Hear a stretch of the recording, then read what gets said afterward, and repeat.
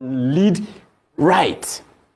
Let's not mislead the younger generation. Mr. Liu, do you know the cost of a bag of rice in the market? I have a younger friend here who says they are going to use this. Dr. Liu, I'm asking you a question. Do you know the cost of a bag of rice in the market?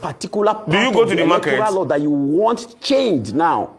I bet you. I'm sure that as you are talking now, policemen are waiting for you outside the studio so that when you finish, you will enter an SUV. Policemen and civil defense, people's fathers are waiting for you now as you are talking.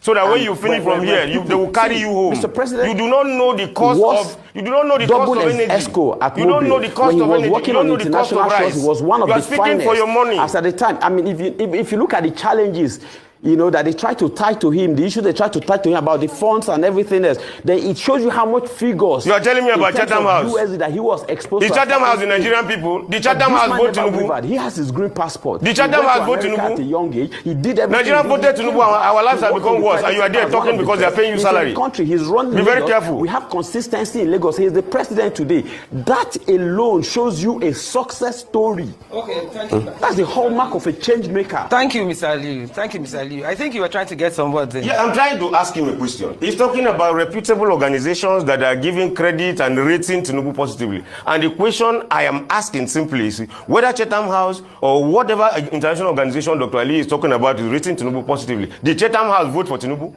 Okay. Was Chatham House in Nigeria to vote for Tinubu? He's speaking for his money. As he's talking, policemen are waiting for him outside to carry him home. But I'm interested in saying something about Mr. Ali.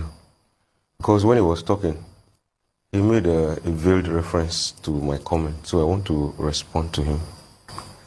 If you have been watching this program, if you have not been watching, maybe you watch the replay, you will notice that when Dr. Ali was talking, if you see his demeanor, if you look at his face, you will see that he suddenly became angry when you were pushing him to give you the answer to your question. He started by massaging the young lady in the studio. My younger sister, I want to appeal to her. And the next thing, he was telling you not to push him. He wanted to have the floor, and he became angry, literally on his face. That is the attitude of this government.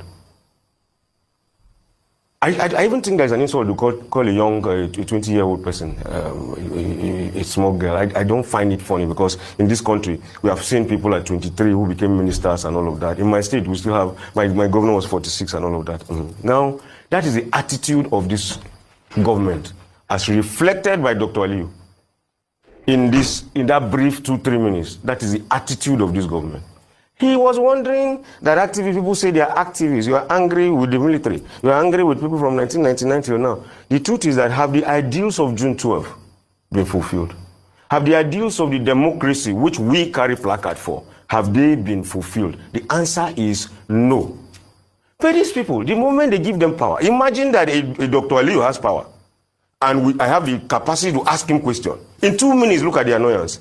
If he had a litany of policemen and soldiers, he will move them against me. That is exactly what Nigeria has been doing under this government. Have you also noticed that almost every prominent saboteur, economic saboteur, and murderers, mass murderers in Nigeria, from the north to the, maybe the southeast is still the only region that is isolated now, to the south, where I come from, they have all been compensated with either federal government contracts, Tantita in particular.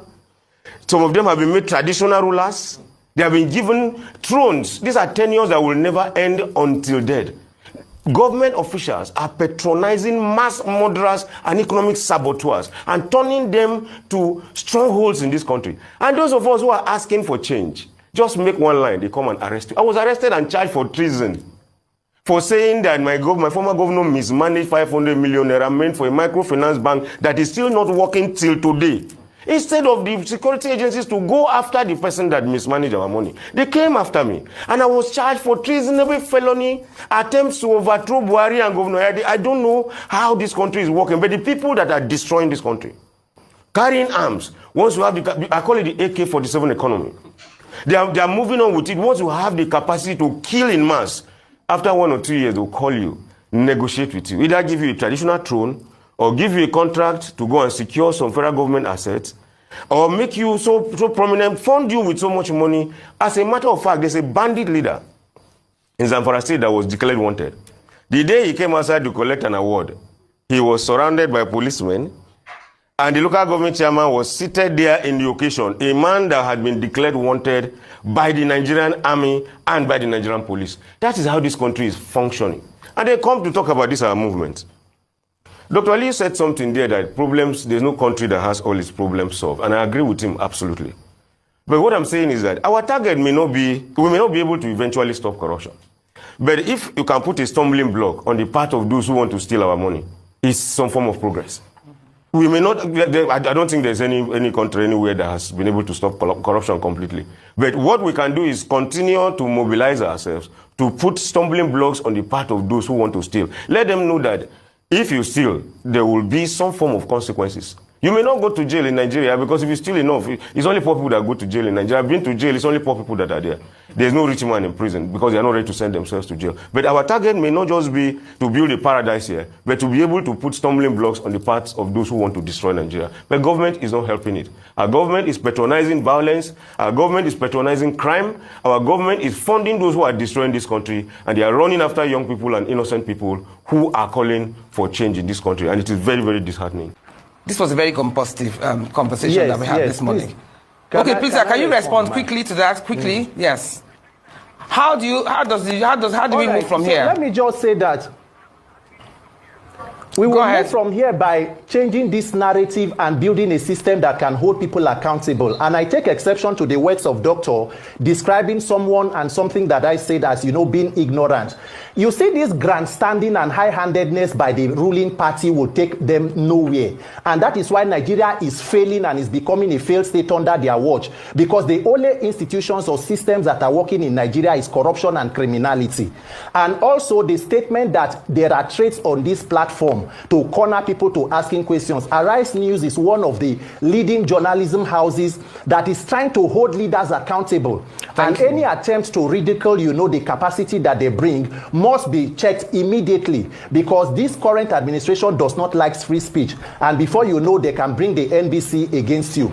But let me just say this as a final parting statement. Yes, 1 second. Nigerians must make sure that we build a system that can hold our leaders accountable, which will begin with the electoral system, because that is their only arrogance. Thank you so much. They know that the INEC is the weapon factor. Thank you so much. We've run out. Thank you. Unfortunately, we've run out. Change is never born from silence, and history has proven that when people rise and demand better, nations are forced to listen. The days of quiet sufferings are over. Nigerians are awake, their voices are loud, and their frustrations can no longer be ignored. Thank you so much for being with me here on Perspective. And I keep saying, life is a learning club. See you.